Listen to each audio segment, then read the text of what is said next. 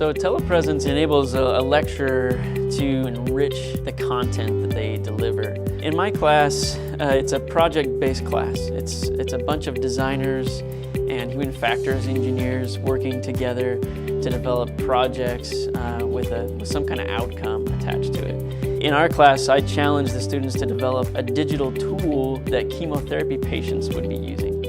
And so I've got a bunch of designers that don't really know anything about chemotherapy or chemotherapy patients. And so bringing in people from the outside that might be nurses or oncologists that work with chemotherapy patients on a daily basis was something that was invaluable to these students. It gave them a source of information that I couldn't provide. It also gave them chances to interact directly with experts and get feedback on their projects. I didn't really have anybody to go to until we had Telepresence, until we had nurses and stuff that we were talking to who we could kind of show, hey, this is my idea from what I've done research on and been able to create so far.